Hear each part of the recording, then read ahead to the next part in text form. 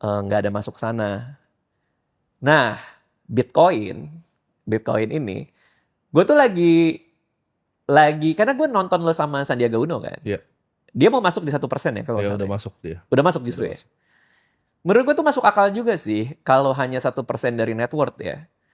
Gue tuh lagi menimbang-nimbang mau coba ke alternative investment, tapi gue mungkin nggak seperti Pak Sandi ya. Mungkin gue di 0,5% sih Oke. di tahun ini. Oke, Gitu. jadi masuk Bitcoin ya 0,5% di tahun ini ya. Alternative investment kan salah satunya Bitcoin ya. Salah satu. Salah satunya ya. Ya. Kita lihat aja masuk kemana sih. Oke. Kalau misal gold ada pandangan nggak? Alternatif investment ada banyak ya di luar public equity kan ada banyak. Gold Iya. apakah ada Gini, exposure? lagi-lagi gue kan tipe yang gak mau repot. Investasi itu buat gue, yang penting gue tidurnya nyenyak kalau buat gue. Jadi Indo public equity tidurnya nyenyak, Bang Radit. Itu gue paling gak nyenyak loh. Ya kalau kita tarik, ya cuman buat gue gini. Kalau gue beli gold, nyimpennya itu yang gue bingung. Gini Bang, kan dana pensiun Bang Radit pikirnya untuk jangka panjang selama 20 tahun tuh market pasti recover. Tapi kenyataannya nggak selalu begitu Bang. Di Jepang itu kalau Bang Radit masuk 1970 nggak pernah recover sampai sekarang. Betul. US kalau misal masuk tahun 2000 dia recover 16 tahun Belasan lagi. tahun betul.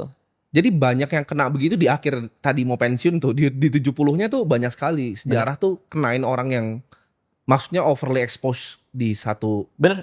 aset kelas, terutama negara yang ibaratnya GDP masih 16-17 gitu kan. Ya itu make sense.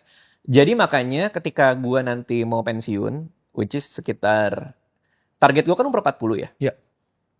Udah lewat kan. Dan gue ternyata masih senang kerja banget gitu. Nah jadi target gue sekarang 50. Gak tahu lewat lagi apa enggak ya. Tapi gue udah back of my mind aja bahwa kalau emang gue udah pasti di umur 50, persiapan-persiapannya udah harus gue lakuin dari sekarang. Oke. Nah persiapannya macam apa? Betul, tadi lo bilang, gue mulai diversifikasi dana pensiun gue tuh masuk di mana. Apa namanya yang pas ditarik ada risknya itu?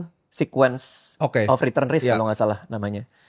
Supaya gue nggak kena sequence of return risk, artinya pas gue tarik itu market turun, mungkin porsinya dana pensiun poolnya nanti akan gue tarik either 4% atau sekarang target gue malah rate narik kita sekitar 2%.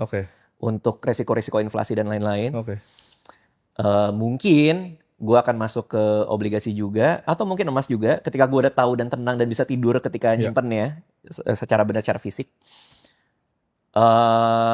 Ya itu jadi gue tuh memang lagi belum mikirin sejauh itu aja gitu. Gue masih sibuk kerja dengan semua hal yang lain. Lagi-lagi investasi kan untuk tujuan keuangan ya. Jadi gue nggak serigid teman-teman yang lain yang mungkin investasinya 100% waktu mereka. Jadi gue belum mikirin buat ketika gue narik dana pensiun gue. Tapi ketika waktunya datang, persis kata lo, gue akan sebar ke aset allocation yang beda-beda. Ada macam-macam caranya. Ada yang bilang kalau market recover belasan tahun, mungkin ada yang narik sekitar 5-7 tahun, lo simpen di mungkin RDPT atau obligasi yang bentuknya US bonds. Buat buffer lo, ada yang bilang kayak gitu juga. Ada yang juga ya dicampur-campur aja, nanti lo tarik berbarengan juga yang kayak gitu. Karena kan kalau untuk withdrawal 4% tuh satu itu lumayan cukup besar sekali ya. Dan expected return kan sebenarnya dari saham juga nggak setinggi itu. Kalau kita tarik world index 100 tahun kan expected return cuma 6,3%-an ya selama 100 tahun. Jadi 4% sih kalau menurut gua agak besar ya Bang ya untuk portofolio nggak drawdown. Karena kalau kita simple index S&P aja, most of the time dia tuh kan bukan rata-ratanya 10%. Dia rata-rata nge-swing antara plus 14 atau minus 2. Ya meskipun datanya agak skew di beberapa tahun. Yes, datanya agak skew di beberapa tahun ke belakang karena dia luar biasa kan, naik tinggi sekali. Jadi ketika nanti udah 50 baru ntar mau akan dibagi alokasinya. Iya, karena gini, karena buat gue perlu satu patokan dulu kan. Patokan gue di 4% rule itu menjadi masuk akal ketika gue lagi ngejar angka itu. Pernah pikirin downsize nggak jadi 2% rule gitu misalnya? Nah itu makanya ketika ketika sekarang kan dana pensiun udah ada bro. Iya. Dana pensiun udah ada, tapi kan gue masih kerja. Iya. Jadi kan excess capitalnya itu gue masih punya. Ini kan semua perusahaan under PT gue dan gue narik dividen juga rutin. Iya. Bisnis kayak kita, bisnis media, itu marginnya kan tebal juga. Iya. Jadi tiap tahun ya pasti gue lumayan lah dapat capital baru. Ya. Nah, dapat capital baru itu gue taruh di mana? Tadinya gue pikir itu buat tujuan yang baru.